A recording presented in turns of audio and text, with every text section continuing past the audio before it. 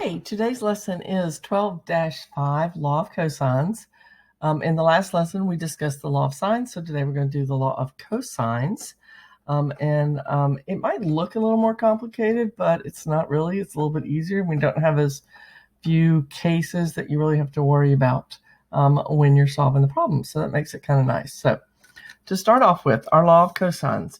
If you remember from our law of sines, to use the law of sines, you had to have a pair, which was an angle and a side that were opposite each other. Well, with the law of cosines, you do not have to have a pair, okay? Or it's what you use if you don't have a pair, so you can't use the law of sines, which is basically simpler. And so what it tells you that if the side lengths, the relationship that you have, and I think a lot of y'all actually had to prove this in geometry last year, so we're going to go forth and tell you what it is. The first version of it that I have, a squared equals b squared plus c squared minus 2bc cosine of a. Okay, so it tells you, okay, that looks a lot like the Pythagorean theorem. Okay, so this is the only part that's really new, and what's going to be challenging is when you actually try to solve it. Okay, but again, it has to do with the relationship between the sides. And what you need to remember most is that this side is opposite this angle, and these are the other two sides. So if I started with b squared, then I would have angle b by itself over here. And if I started with c squared, then I would have c over there by itself. Okay, so the first example that I'm going to do, okay, again, you can remember what kind of triangle it is if you want to, but I find it easiest just to look at what it's given. Solve f, g, and h. If g equals 82, f equals 6, and h equals 4. So I've set it up just like we did with our law of sines. I'm going to put all of the letters that I'm solving for. Okay, I'm going to write down what they've given me. 82, 6, and h. And if you remember when I did the law of sines, I did both of these. Okay, but the really cool thing about the law of cosines is that you will never, ever, ever have two triangles with the law of cosines. So it's kind of a simpler thing. If you can use it, it makes it a little bit nicer, and you don't ever have to worry about this case. So that's why I didn't write the 82 over there. So I'm going to go here, F, G, and H. Remember that the side that's all by itself on this side of the equation has to be opposite this angle. And for that reason, if I've given angle G, then side G is what's going to be by itself on that side of the equation. So if you wrote it with those letters, it would be G squared equals F squared plus H squared minus 2FH cosine of G. So if we fill in, all right, F is 6, H is 4. We fill in and we plug it in our calculator, and G squared equals 45.3197. Now, I'm going to tell y'all, you really, really don't want to skip this. I mean, you don't want to skip this step. I didn't want that color. I want this color. You don't want to skip that step. Why do you not want to skip that step? Because people always forget, okay? If that's G squared, what does G equal? The square root of that number, which is 6.73. And actually, I realized after the fact that we usually round them to the nearest tenth, so I'm going to leave that at 6.7. Okay, so now we're left to go find F or H. And if you are given an angle, okay, and so in this case it happens to be SAS, because I'm given an angle and the two sides, the angle is in between the two sides, okay, then you are safest if you will always find the smaller angle. I say first, but really it's next. Okay, what's the first missing angle? However you wish. So which one is going to be smaller, F or H? Well, remember that the smallest angle is opposite the shortest side. So which angle is going to be smallest is, of course, H. So when I set up my proportion, sine of H over 4 equals sine of 82 over 6.7. When you round your angle to the nearest tenth or whatever, that's why I have 6.73, because I'm not going to round that until the very end. But remember also, as I said in the law of sines, whatever I'm looking for, that's what I put on top. Okay, and I multiply both sides by 4. That's how I get my 4 up top in front of the sign of 82. So that means that h equals the inverse sign, and I went ahead and divided it out. So h is going to give me 36 point blah, blah, blah. Rounded to the nearest degree gives me 36 degrees. And I know you all know, but how do we find the last angle? We're going to subtract both of our angles, 82 and 36, from 180 and get a final answer of 62 degrees.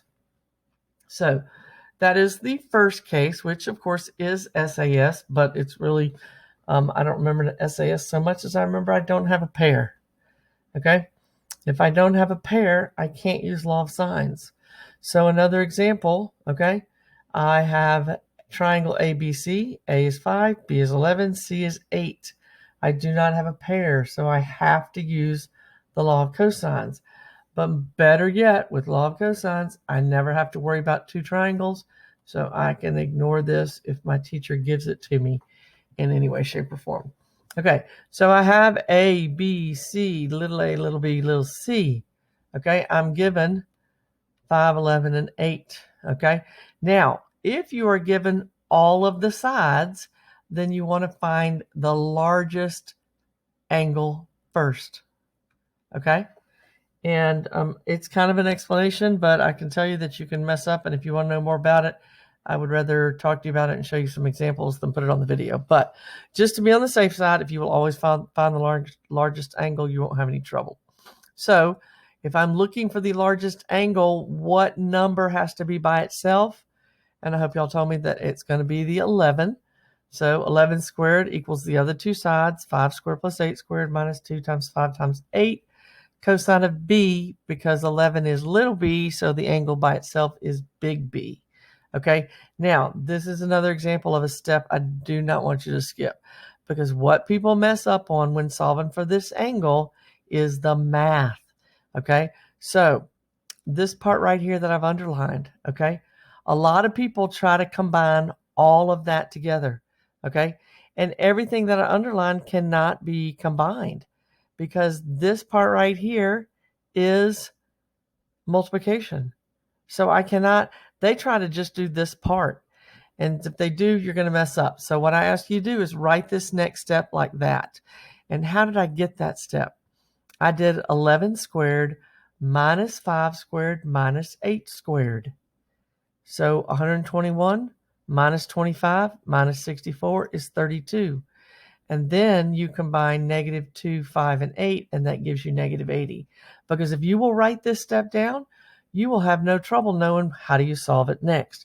And that is divide both sides by -80. So B is the inverse cosine of 32 divided by -80, which gives you 113.578. Now we normally round our angles to the nearest degree, so we're going to put 114 degrees. Okay. Then from there, it does not matter which one you do. So again, I don't use the rounded answers when I'm looking for something else. So I'm just going to go for A next. Again, it does not matter. Sine of that angle that I just found over 11 equals the sine of A over 5. So I multiply both sides by A. That's the trick I was showing you yesterday, where you just have to move the 5 up on top. And when you divide that, you have to use the inverse sign to find the angle.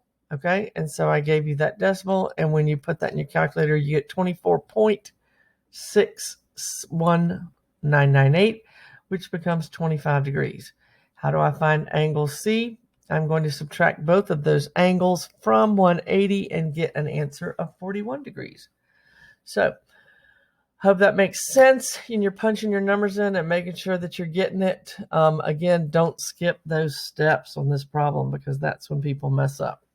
Okay, a real world example for you. Okay, the hardest part of these is, of course, drawing the picture. Amelia ran 6 miles in one direction. Then she turned 79 degrees and ran 7 miles. At the end of the run, how far was she from her starting point? So here is my picture. Okay, 6 miles in some direction. She turned 79 degrees, ran 7 miles in another direction. That's where she started. That's where she ended up. So I'm looking for this side. So I hope you can see, all right? I do not have a pair from what I know. I have two sides and the angle included, so I'm going to use my law of cosines. So x squared, x is opposite the 79 degrees. So I plug it into my law of cosines with my side of 6 and side of 7. And again, I don't skip that step. I always write that down with x squared because then I remember I have to take the square root of it, and I'll find out that x is 8.3 miles. Okay? Now, two other applications that I want to talk about in this lesson. One is another formula for the area of a triangle. There was a Greek mathematician named Heron, and he is very famous for this formula. Okay, and it doesn't look very nice, but it's really not that bad. I'm going to show you. Area equals the square root of s times s minus a times s minus b times s minus c, where s is 1/2 of a plus b plus c. Okay, they use the letter s, y'all, because it's really standing for the semi-perimeter, or half of the perimeter, because any triangle you have, a plus b plus c is when I'm adding up, and that's how I get the perimeter. Add up the sides. Okay, so I'm going to go find the semi-perimeter of this triangle, which would be 6 plus 11 plus 14 over 2, which gives me 31 over 2, or 15.5. All right, then I'm going to go and plug in s. Okay, and I did this. I'm going to put it all in there and tell you what I did.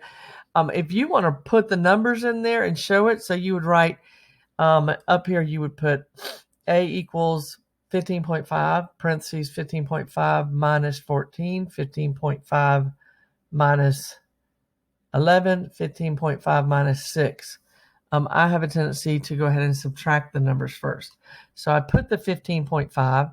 15.5 minus 14 is that. 15.5 minus 11 is that. And 15.5 minus 6 is that. And then I put that in my calculator, and I get 31.527 square inches. Just make sure on the lesson check you pay attention to whatever the directions I tell you to round it. These didn't have any directions, so I have a tendency to carry it out maybe a little too far. Okay, last problem is the area of a sector. You should know this from geometry. However, there's a difference with what we're doing. Okay, a sector is a piece of the pie. That is this shaded region right here. And actually, I'll just go kind of color. Wait, come back here. This part right here. This is the sector. Okay, so that's what we're finding the area of. Okay, my formula, 1/2 r squared theta. Okay, but what is so important is that theta is measured in radians. It is not measured in degrees. So when you did it last year, you most likely did it with degrees. So if your angle is given to you in degrees, you have to make sure you change it to radians. Okay, so find the area of the sector of a circle with a given central angle theta and radius r.